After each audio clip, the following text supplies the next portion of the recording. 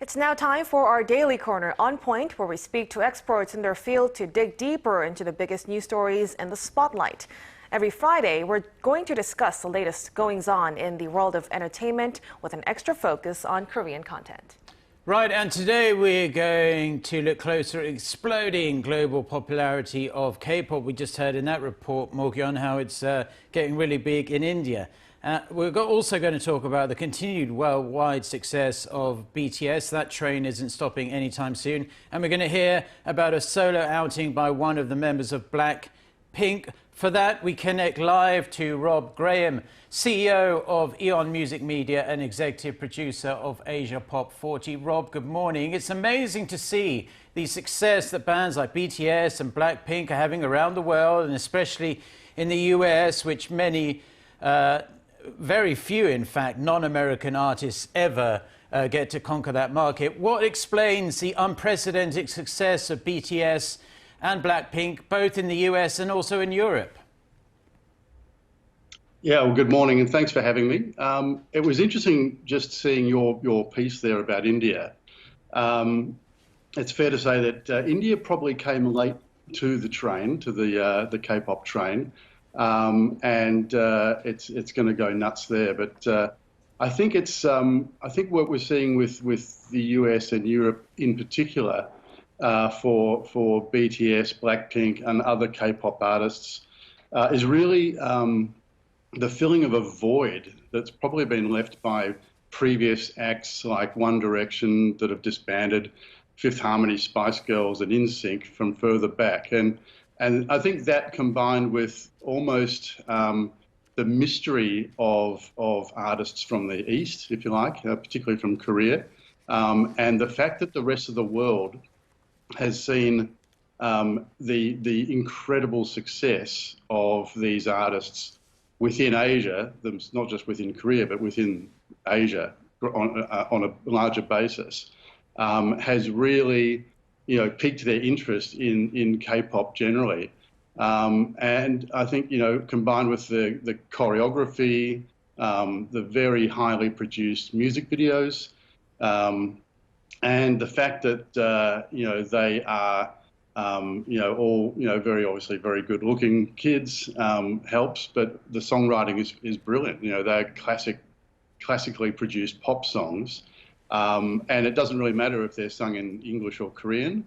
I've always said that, with the melody, if the melody's great, these songs are going to be hits everywhere. And we saw that, I think the best example was Psy with Gangnam Style, where, broke out worldwide, 100% Korean song, essentially. So that's my take on why K-pop has really taken off.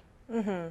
Now, speaking of BTS has teamed up with Coldplay for the track My Universe, and it scored yet another #1 debut on Billboard's main singles chart. What's the backstory behind BTS's collaboration with Coldplay, and given the instant success of My Universe, is it safe to assume BTS will continue working with world artists? I think it's very safe to assume that because of the collaborations that they've already done. And I think there's a bunch of people that are banging on the door wanting to do collaborations with BTS and with other K-pop bands as well.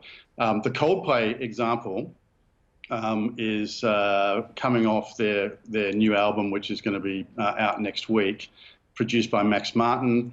The song was written by Coldplay and BTS. It's on our chart, on the Asia Pop 40 chart. It debuted at the #2 position, which isn't really surprising. I think the big surprise is it didn't debut at #1, to be honest. And I think when you consider the artists that BTS have worked with in the past, like Steve Aoki, Nicki Minaj, Halsey, Jason Derulo, and Blackpink even as well. They've worked with Selena Gomez, Dua Lipa, Lady Gaga. I think we can expect a lot of collaborations coming in the future. And I think a lot of these artists, they're pop-based artists. They want to jump on the BTS train. They want to jump on the K-pop train as well, and it allows them to open up to new markets that previously may have been harder to tackle. Yeah, when I first heard that My Universe, I don't know about you, Mogyeon, but I was like, oh, it's kind of whatever. But after a few listens, it gets stuck in your head. But given BTS's and Blackpink's success outside of Korea, do you think it's just a matter of economics, the amount of money it can bring in? Are we going to see more and more K-pop bands coming through to try and emulate their style? And if so, how do you rate their chances of following the success of BTS and Blackpink in breaking America? Yeah, I think it's certainly, it's happening. We're seeing a number of artists, having some success in the States, particularly in the past. NCT 127. At the moment, bands like Enhypen, Monster X, Tomorrow Together, Red Velvet, these bands are all continually building their fan base outside of Korea. And, it's one of these phenomenal things where, it's like an overnight success but it's something that's been, in the making for really 20 years. It started way back with, even way before Psy, with bands like the Wonder Girls. And they really sort of opened the doors in the States, getting a gig on the Letterman show, for example, and it's just slowly built. It's taken 20 years, I think, for K-pop to be an overnight success in the US. But I think we absolutely guarantee that there will be more K-pop artists, coming through on the back, if you like, on the coattails of BTS and Blackpink, for sure. Well, just briefly before we let you go, Lisa, a member of Blackpink, is having astonishing success with her solo debut, La Lisa. Now, as a result, do you see the group Blackpink taking a backseat for a while as the girls release their solo tracks? Probably yes. It's been, the first solo track was from Jennie. A solo debut was from Jennie in the band. And that was about 3 years ago. So and then they didn't drop the debut album until last year in 2020. So it seems very strategic. I would suggest that the timing behind these releases is incredibly strategic. Lisa has just gone, gangbusters everywhere.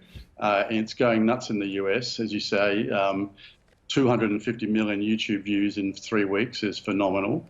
Rosé and Lisa both dropping this year means we're only now waiting for Jisoo to release hers, and I'm sure that's going to be, won't be too far off.